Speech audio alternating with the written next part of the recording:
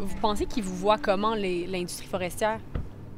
Comme une nuisance. Ouais, moi, Une espèce nuisante. ouais. Là, on est d'impact, on dérange.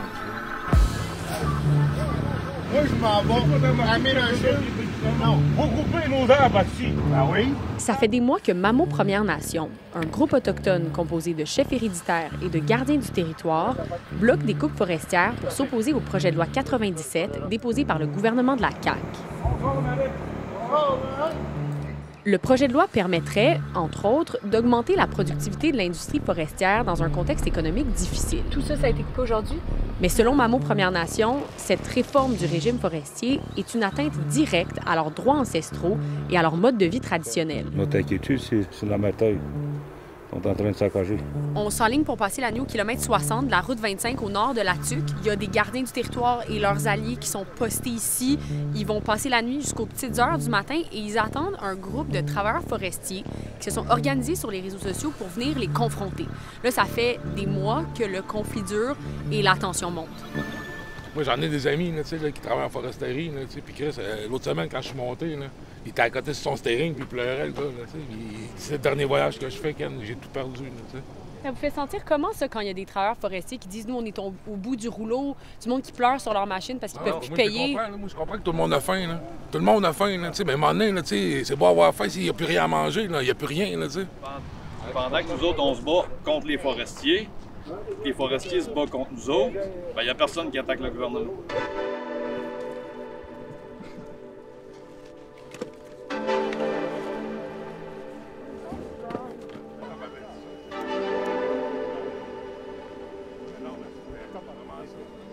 Les gardiens du territoire sont restés éveillés toute la nuit pour surveiller le chemin. Ils ont laissé passer tout le monde, sauf les quelques forestiers qui ont essayé d'aller travailler. Coopérative forestière? Oui, on va dans le 61. Non. Il n'y a pas personne qui passe pour aller boucher. Il n'y a pas personne qui bouche ici aujourd'hui. Bouge pas, moi. Pas de fait. Je ferai une pelle. Non, même pas. Même pas de peine. Même pas. Ah, non. On verrait de bord. Pour le celui qui s'est arrêté. OK. C'est bon, merci beaucoup. Il est rendu 4 heures du matin, toujours pas de signe de convoi de travailleurs forestiers. Non, ben là, C'est le bois que vous laissez pas passer? Le bois puis l'opérateur. Tout ce qui a rapport au bois? Oui, tout ce qui a rapport au bois. Puis... Là, il y a le blocage, il y a la Sûreté du Québec, puis il y a un gestionnaire de l'industrie forestière qui s'est mis en avant pour intercepter les travailleurs forestiers qui voudraient avoir des confrontations plus loin. Ce matin, je voulais essayer de parler à mon monde pour essayer qu'il n'y ait pas de confrontation. Ça donne rien de confronter. Vous êtes en contact beaucoup avec des travailleurs forestiers. C'est quoi le sentiment général en ce moment? Les besoins fondamentaux de l'homme, sur le rue, ça va être se nourrir. La pyramide de Maslow, présentement, c'est là-dedans qu'ils sont attaqués. À partir du temps qu'une personne est attaquée là-dedans, ça peut arriver que les fils se touchent. C'est ça qui est triste.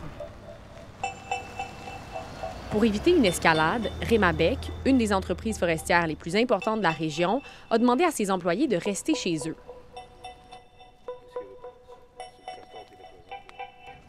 Quand on a quitté le barrage, vers 7 heures du matin, il n'y avait pas de signe d'escalade. On a pris la route vers Dolbeau-Mistassini pour rencontrer Danny Grenier, qui est devenu, un peu malgré lui, un symbole de la frustration des travailleurs forestiers. Il y a un petit bout, moi, qui est en train de crever, ma compagnie va faire faillite à cause de toi. À un moment donné, c'est ça. C'est comme si je te dis, t'as la tête en dessous de l'eau, puis je te mets le pied sur la tête. Ça a bien beau être n'importe qui, tu vas te défendre. L'instinct de survie prend le dessus, puis là, moi, je suis rendu là. Et moi, j'ai arrêté de travailler le 14 de mars. On est rendu au mois d'août. C'est ma deuxième semaine que je travaille cette année. Financièrement, les derniers mois de blocage, ça représente quoi comme perte? J'ai passé 300 000 ce printemps. 300 000? Oui, j'ai passé 300 000 de liquidité. Moi, il me reste environ, normalement, peut-être un mois. Puis après ça? Après ça, je vais être obligé d'arrêter parce que je serai plus capable de garder mes employés. Dans le fond, pour vous, c'est la faute de qui, toute cette situation-là? Bien, c'est complètement le gouvernement. C'est pas les Premières Nations. C'est le gouvernement qui s'est pas impliqué. Nous autres, ben, ils nous laissent aller travailler puis défendez-vous. Sauf que là, le problème, c'est que les tensions ont tellement monté. Puis je pense que c'est pas les bonnes personnes qui s'affrontent présentement. L'équipe de la ministre des Ressources naturelles et des Forêts, Maïté Blanchette-Vézina, nous a contactés mardi matin pour nous dire qu'elle rencontrait des chefs autochtones et des membres de l'industrie forestière à la Tuque pour essayer d'apaiser les tensions. Aucun membre de Mamo Première Nation n'a été invité. Il faut savoir que les nations autochtones ont 2 modes de gouvernance, les conseils de bande qui sont élus démocratiquement et les chefs héréditaires qui pratiquent une gouvernance traditionnelle. Pour l'instant, le gouvernement ne parle qu'aux conseils de bande. Il y a des gardiens du territoire qui bloquent des routes forestières à quelques dizaines de kilomètres d'ici. Pourquoi vous n'allez pas les voir? En fait, notre interlocuteur, c'est le conseil de bande. Aujourd'hui, on a rencontré les conseils de bande et eux nous ont rapporté ce que leurs citoyens leur nomment. Des rencontres comme aujourd'hui, bien, ça me permet d'entendre comment on peut bonifier le projet de loi pour qu'il soit mieux accepté par les Premières Nations. Vous travaillez sur des amendements. Quand est-ce qu'on va pouvoir en entendre parler plus concrètement? J'ai envie de vous dire, les amendements vont être déposés au bon moment, lorsqu'on aura fait le tour de ces consultations, de ces post-consultations particulières. Ça peut être long. Et pendant ce temps-là, blocage... Moi j'ai envie de vous dire, je veux aller le plus rapidement possible, mais en même temps, il faut prendre le temps de bien faire les choses, et c'est ce que je fais. Qu'est-ce que vous dites aux travailleurs forestiers qui ne peuvent plus travailler depuis des mois et des mois à cause des blocages? Bien, c'est à eux que je pense, aux Québécois. T'sais, mon rôle de ministre, moi, c'est de représenter l'ensemble de la société québécoise. Je ne travaille pas pour l'industrie, je travaille pour les gens du Québec. Puis les changements qu'on souhaite apporter, c'est pour améliorer la prévisibilité, autant pour les chasseurs, les pêcheurs, mais surtout aussi pour la filière forestière qui est vraiment importante pour le Québec.